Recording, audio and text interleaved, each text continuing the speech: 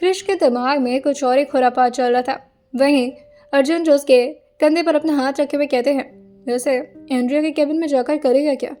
उसके डिटेल्स उसी से पूछेगा और वो तुझे सच बताएगी?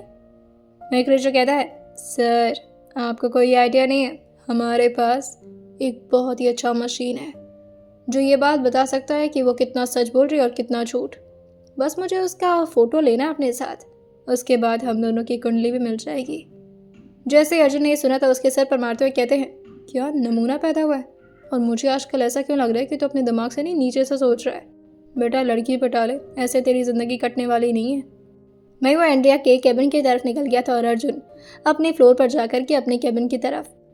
अंदर बैठी एंड्रिया काफ़ी ज़्यादा परेशान थी और बार बार अपने हाथों में पहने उसी रिंग को देखे जा रही थी और अभी भी वो लगातार सम्राट की बातों को सोचते हुए घबरा रही थी कि आखिर क्या वाकई अंश उसको मार सकते हैं, और जब उन्हें पता चलेगा कि उसने कितना बड़ा धोखा दिया अंश को तो फिर वो क्या करेंगे उसके साथ। अभी वो यही सब सोचते हुए अपनी आंखों में नमी ली हुई थी कि तभी अचानक ही क्रिश दरवाज़ा खोलते हुए कहता है, एक्सक्यूज मी मिस ब्यूटीफुल, अगर आपकी इजाज़त हो तो आपको पास से आकर के देख लो। उसकी ऐसी फ्लर्टिंग भरी स्किल को सुन करके एंड्रिया उसको घूरते हुए कहती है, क्या बदतमीजी है ये? हाँ? मैं क्रिश कहता है, लगता है मामला सीरियस हो गया है। वो मुझे आपसे कुछ काम था। ये सुनकर के एंड्रिया जो कि अपने आप को ठीक तरीके से करते हुए अंदर की तरफ उसे आने का इशारा कर दी थी और अपने सामने एक फाइल को ले आकर के उसको झूठ में ही पढ़ना शुरू कर दी थी। वहीं क्रिश जो कि उसको देखते हुए कहता है, मुझे नहीं पता था कि आपके अंदर ये भी टैलेंट है। एंड्रिया जो कि ऊपर अपना चेहरा उठा करके क्रिश को देखते हुए कहती है, क्या? मैं क्रिश फाइल की तरफ अपनी उंगली को पॉइंट करते हुए कहता है, यही कि आप उल्टे फाइल्स भी पढ़ लेती हैं, या फिर कहीं आपको मुझे देख करके कुछ हो तो नहीं रहा? कोई बात नहीं, आई नो कि मैं बहुत ही ज़्यादा चार्मिंग हूँ, लड़कियाँ मुझे देख करके ऐसी हरकतें करती हैं, इट्स ओके। एंड्रिया खड़े होते हुए कहती है, काम क्या है यहाँ पर? यही बकवास करने आए हो? हाँ? मैं क्रिश कहता है, नहीं ऐसा कुछ नहीं है। वो मैं क्या कह रहा था ना कि मुझे आपसे कुछ इम्पोर्टेंट बात करनी थी। अब वो काम के सिलसिले में ही बात करनी है, आप इस तरह से मत घूरिए मुझे, मैं कौन सा आपको प्रपोज कर रहा हूँ। एंड्री अपनी बाहों से कोड़ते हुए कहती है, क्या बात करनी है यहीं पर करो। लेकिन क्रिश के दिमाग में तो कुछ और ही चल रहा था और वो अपने फ़ोन से पहले ही किसी को टेक्स्ट कर चुका था। वो प्यार से अपने चेहरे पर स्माइल लाते हुए कहता है, आपको मेरे साथ कैफेटेरिया चलना पड़ेगा, आपको किसी से मिलवाना चाहता हूँ। वो क्या है ना कि अब तो आपका अंश सर से भी काफ़ी अच्छा जान पहचान है और आपका मल्होत्रा एंटरप्राइजेज में भी आना जाना होता रहता है, तो क्यों ना कि अर्जुन सर के भी असिस्टेंट है और अंश सर से भी बातें होती हैं, तो आपको हमारे एक प्यारे छोटे क्यूट से ज़्यादा हो जाएगा अगर मैं आपको पूरा बात बता दूंगा, सस्पेंस तो रह नहीं जाएगा, आप चलो मेरे साथ। एंडी नाराज़ होते हुए कहती है, मैं नहीं जाऊंगी। लेकिन तभी क्रिश उमड़ते हुए कहता है, यहाँ पर नौकरी चाहिए आपको या फिर अर्जुन सर से बोल करके मैं। एंड्रिया जो कहती है, नहीं नौकरी चाहिए मुझे, पर क्यों ले जा रहे हो? मैं क्रिश कहता है, चल कर तो देखिए आप मेरे साथ। एंड्रिया जो कि उसके साथ जाने तो लगी थी लेकिन अभी भी वो बहुत ज़्यादा कंफ्यूज थी। उसे इतना तो समझ में आ गया था कि ज़रूर ये अंश ने ही कहा होगा और इस बात से उसे थोड़ी खुशी थी, लेकिन उसके साथ ही थोड़ा बहुत डर भी उसके दिमाग में घर कर चुका था। मैं क्रिश फ़ोन पर किसी से बात करते हुए कहता है, क्या वो छोटू राम वहीं पर है? दूसरी तरफ से आवाज़ आती है, हाँ पर इस टाइम मुझे यहाँ पर क्यों बुलवाया क्रिश? तुझे पता है ना बॉस को पता चलेगा तो कितना डांटेंगे। इस बात पर क्रिश हंसते हुए कहता है, फिलहाल मुझे छोटू बॉस की ज़रूरत है और मुझे नहीं, एक्चुअली मेरे बॉस को ज़रूरत है और उनका काम सिर्फ छोटू बॉस कर सकता है। मैं आता हूँ उसे लेकर, आ बस तू अपने बंदे को तैयार रखना। वहीं इस वक्त शालिनी जी जो कि उनके दिमाग में अचानक ही कुछ बातें गूंजने लगी थी, जैसे कि अंश जिस तरह से अभी शेखर को देखकर सुबह सुबह यहाँ से निकले थे, ऊपर से अचानक शेखर और उनको पुणे मेंशन में बुलाना, ये सब शालिनी जी को कुछ अलग ही दिखा रहा था। और ये सब कुछ सोचते हुए वो तुरंत ही अंश को बिना देरी किए कॉल लगा देती हैं। दूसरी तरफ से अंश जो कि कॉल पिक तो बिल्कुल नहीं करने वाले थे, लेकिन अपनी मॉम का कॉल देख करके वो ज़्यादा देर उसे इग्नोर भी नहीं कर सकते थे। 3-4 बार कॉल आने के बाद उन्हें फ़ोन उठाना ही पड़ता। जैसे ही फ़ोन उठा था, शालिनी जी काफ़ी जल्दी में पूछती है, हमें पुणे मेंशन में क्यों ले जाना चाहते हो अंश? हाँ, क्या चल रहा है तुम्हारे दिमाग में? ये सुनते ही अंश थोड़ा परेशान होते हुए कहते हैं, आप रो रही हैं? चाहे अंश का गुस्सा कितने भी सीमा पर पहुंच चुका हो, अपनी माँ को रोता हुआ वो कभी नहीं देख सकते थे। और वो काफ़ी गुस्से में आते हुए कहते हैं, क्या उस आदमी ने दोबारा? लेकिन तभी शालिनी जीजू कहती हैं, वो आदमी तुम्हारे पापा हैं अंश, इस बात को क्यों भूल जाते हो तुम? और एक नई आई हुई लड़की को अपनी जिंदगी के बारे में इतना कुछ बता दिया तुमने। ये सुनते ही अंश के रग रग का खून खौलना शुरू कर दिया था और अपनी मुट्ठी कसते हुए उनका मन बस एक ही नाम ले रहा था, समायरा, हाउ डेयर यू। उनको लग रहा था कि शालिनी जी को समायरा ने ही सब कुछ बता दिया है, वो भी इस दुश्मनी में कि अंश उसके साथ बर्ताव काफ़ी बुरा कर रहे हैं और आजकल वो हर चीज़ों को लेकर के काफ़ी ज़्यादा निगेटिव हो जाया करते थे। मैं शालिनी जी जो कहती हैं, हम तुम्हारे साथ पुणे मेंशन में नहीं जाएंगे अंश, क्योंकि हमें तुम्हारे इरादे बिल्कुल ठीक नहीं लग रहे। तुम क्या करना चाहते हो उस आदमी के साथ? हाँ, माँ का पति, वो अभी भी तुम्हारे पापा हैं और हमेशा रहेंगे जब तक वो मर नहीं जाते, समझ रहे हो ना? ये सुनते ही अंश कहते हैं, सब समझ में आ रहा है मुझे। जैसे ही दूसरी तरफ से शालिनी जी ने फ़ोन काटा था, इस तरफ काफ़ी ज़ोर से अंश फ़ोन को फेंकते हुए कहते हैं, तुम तो कही आज, तुमने हिम्मत भी कैसे की मेरी मॉम को ये सब बताने की? तुम्हें क्या लगता है तुम मेरे साथ दुश्मनी निभाओगी और मैं तुम्हें प्यार से रखूँगा? You just wait and watch Samaira madam, क्या करता हूँ मैं तुम्हारे साथ। तुम्हें माँ को हमारे बीच नहीं लाना चाहिए था। आज वैसे भी उन्हें यहाँ पर ज़्यादा काम नहीं था और वो किसी काम को करने के मूड में भी नहीं थे। वो तुरंत ही अपने फ़ोन की तरफ देखते हैं जो कि ऑलमोस्ट टूटा पड़ा था और वो बिना उस पर ज़रा भी ध्यान गड़ाए तुरंत ही केबिन के बाहर निकल जाते हैं और आसपास के दोनों बॉडीगार्ड से कहते हैं, इस फ़ोन के सारे इंपॉर्टेंट डेटा मेरे न्यू वाले फ़ोन में ट्रांसफ़र हो जाने चाहिए। ये सुनते एक बॉडीगार्ड अपने सर को हाँ मिलाते हुए कहता है, जी सर।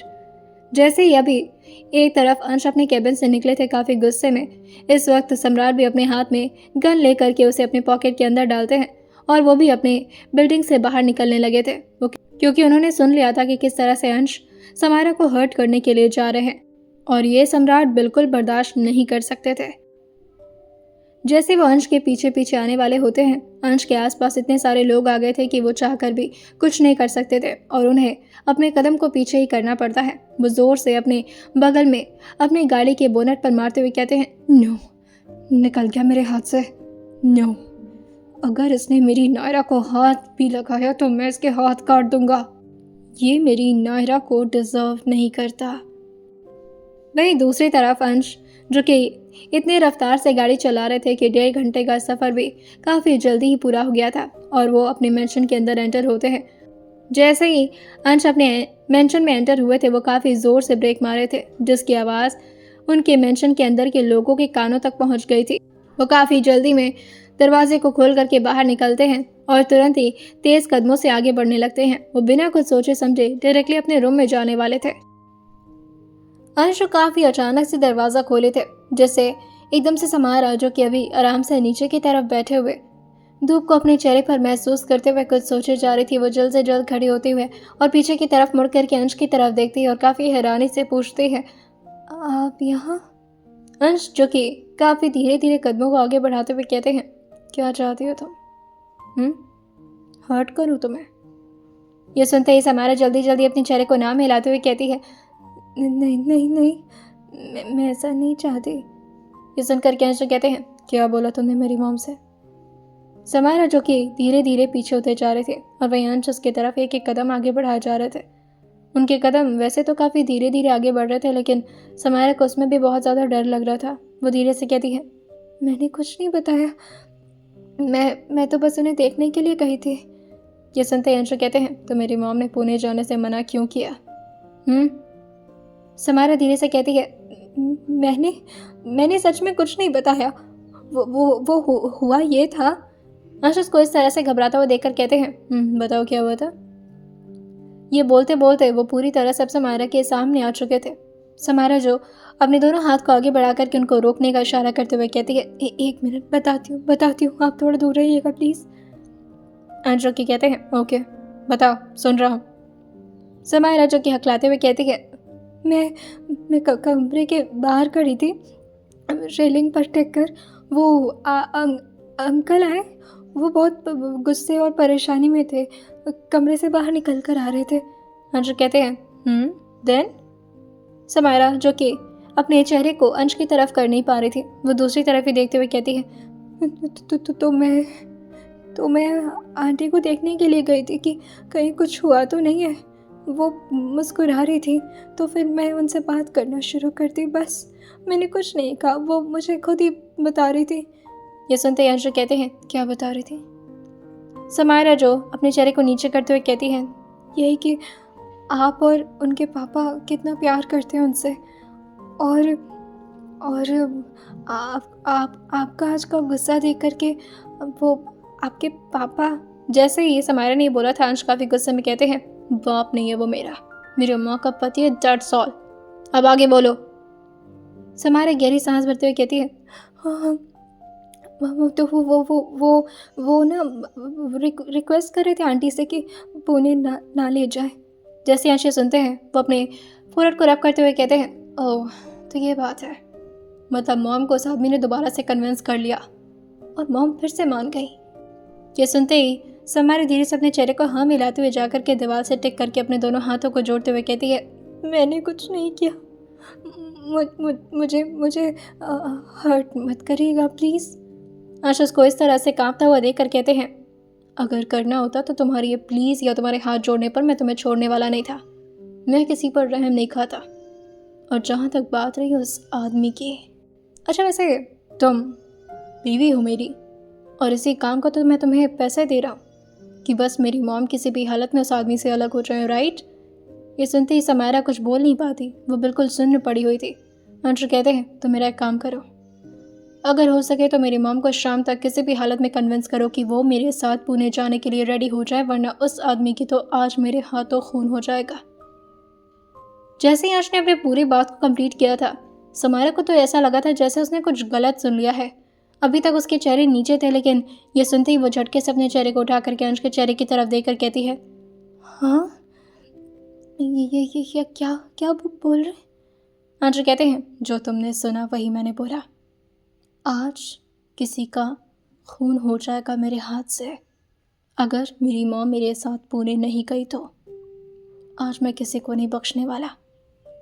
यह सुनते ही समायरा जो कहती है, आप कैसे बात कर रहे हैं, वो रिश्ते में तो आपके पापा ही लगते। लेकिन तभी अंश काफ़ी ज़ोर से समायरा जहाँ खड़ी थी उसके ठीक बगल में दीवार पर मारते हुए कहते हैं, मैंने पूछा तुमसे कि क्या रिश्ता है मेरा उनसे? हाँ, दिमाग मत लगाया करो, अपना जितना बोला उतना करो, और इसी के पैसे मिल रहे हैं तुम्हें। और अगर तुम ऐसा नहीं कर पाती हो, मेरी मॉम को कन्विंस नहीं कर पाती हो चलने के लिए, तो मैं समझ जाऊंगा कि तुम भी यही चाहती हो कि मैं उस आदमी को मार दूं। ये सुनते ही समायरा के हाथ पैर पूरे ठंडे पड़ने लगे थे। उसकी शरीर ऐसी लग रही थी जैसे पूरी तरह सुन्न हो चुकी हो और उसकी आत्मा उसके शरीर से कहीं बाहर निकल करके घूमने चली गई हो। वो अपनी आंखों को 2-3 बार झपकाती है और फिर ये सब उसे सच लगता है। तब जा करके उसका दिमाग काम करना शुरू किया था कि आखिर वो करेगी तो करेगी क्या। अंश तो ये बोल करके बहुत ही आराम से बाहर की तरफ निकल गए थे। वहीं समायरा गहरी गहरी सांस भरते हुए कहती है, ये क्या बोल कर गए? मैं कैसे मनाऊंगी उन्हें? वो उनकी माँ है, मेरी बात क्यों मानेंगी? और आंटी तो मुझसे इतना नाराज़ भी है, मैं क्या करूं? और ये क्या वाकई खून कर देंगे? नहीं, ये कर भी सकते हैं। उस आदमी को भी तो मार दिया था ना, जिसने बस मुझे हल्दी लगाने के बारे में सोचा था। फिर ये तो आदमी उनको माँ को इतना तंग करता है। मैं कहाँ फंस गई हूँ भगवान। और ये बोल करके वो अपने हाथों में पहने उसी ब्रेसलेट की तरफ देखती है जिसमें राधा कृष्ण की छोटी सी प्यारी सी मूर्ति बनी हुई थी। उसे देख करके समायरा धीरे से कहती है, मुझे कभी नहीं लगा था कि मैं ऐसी जगहों पर फंसूंगी। ये किस घर में ला करके खड़ा कर दिया आपने मुझे। अब मैं क्या करूं? मेरी वजह से किसी का खून भी नहीं होना चाहिए, और मेरी बात आंटी मानेगी भी नहीं। समायरा इन्हीं सब सोच में पड़ी होती। वहीं दूसरी तरफ अंशु जाकर के पीछे से अपनी मॉम को हक करते हुए कहते हैं, क्या हो गया आपको पता ना, परेशान होती है तो मेरी जान निकलने लगती है। ये सुनते ही शालिनी जी अपने बेटे के हाथ को अपने ऊपर से हटाते हुए कहती हैं, हटो, मुझे तुम पर कोई भरोसा नहीं रह गया अंश। मुझे ऐसा क्यों लग रहा है कि तुम मुझसे ज़्यादा उस लड़की के बारे में सोचते हो। तुमने सोचा भी कैसे कि तुम मेरे और अपने पापा के रिश्ते के बारे में उस लड़की को बताओगे? ये सुनते ही अंशु कहते हैं, आप गलत समझ रही हैं, मैंने ऐसा कुछ नहीं बताया उसे। Just trust me. ये सुनते ही शालिनी जी पीछे होते हुए कहती हैं, नहीं अंश, तुम प्यार करती हो उस लड़की से, ये मैंने खुद तुम्हारी आंखों में देखा है। तुम मुझे बता सकते हो। और वैसे भी मुझसे तो तुम कभी कोई सच नहीं बताते ना, मुझसे तो हर बार झूठ बोलते हो। मुझे पुणे भी ले जाने का कुछ ऐसा ही मकसद होगा ना तुम्हारा, और तुम अपने पापा को क्यों ले जाना चाहते हो? हाँ, वही अंशु कहते हैं, आप ज़्यादा सोच रही हैं, ऐसा कुछ नहीं है। मैं बस इस वजह से उन्हें ले जाना चाहता हूँ क्योंकि आप उनके बिना नहीं रहना चाहती। आप चाहे तो अकेले भी मेरे साथ चल सकती हैं। ये सब सोच करके शालिनी जी अपने सर पकड़ते हुए कहती हैं, अभी के लिए यहाँ से चले जाओ अंश, मुझे तुमसे कोई बात नहीं करनी है, चले जाओ यहाँ से। अंश अपनी मॉम को अच्छी तरह से जानते थे कि वो कितनी ज़िद्दी हैं। अब अपना सर हाँ मिलाते हुए कहते हैं, ओके मैं जाता हूँ, पर आप परेशान मत होएगा। वहीं दूसरी तरफ क्रिश, जो कि इस वक्त दोबारा से मल्होत्रा एंटरप्राइजेस के बिल्डिंग में आ चुका था, एंड्रिया से पूछती है, हम यहाँ क्यों आए हैं? क्रिश कहता है, तुम्हें किसी से मिलवाना चाहता हूँ, आओ तो सही। और ये बोल करके वो एक आदमी के सामने जा करके उसके पीठ पर टैप करते हुए कहता है, यशवीर। यशवीर क्रिश की तरफ मुड़कर कहता है, आ गया तू, ऐसे काम क्या था?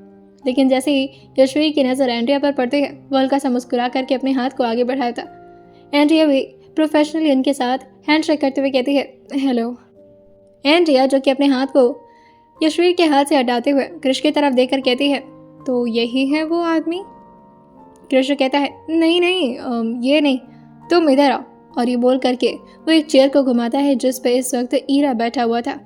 वो आराम से इस वक्त सामने की चीज़ों को देख करके एंजॉय कर रहा था और अपने ही दिमाग में वो हल्का फुल्का म्यूजिक भी सुने जा रहा था। जैसे ही एंड्रिया उसको देखी थी, वो पहले तो थोड़ा शॉक होती है और फिर देख करके काफ़ी खुश होते हुए कहती है, oh wow, this is something unique. ये सुनते क्रिश कहता है ना? अच्छा, मुझे पता था जो मुझे पसंद आएगा वो तुम्हें भी तो पसंद आएगा ना। ईरा बहुत प्यारा है, बहुत क्यूट है और इसके अंदर बहुत सारे टैलेंट्स हैं, तुम इससे हैंडशेक करो। और ये बोलते ही क्रिश ने ईरा की तरफ देख लिया था और जैसे उसे कुछ आंखों से इशारा किया हो।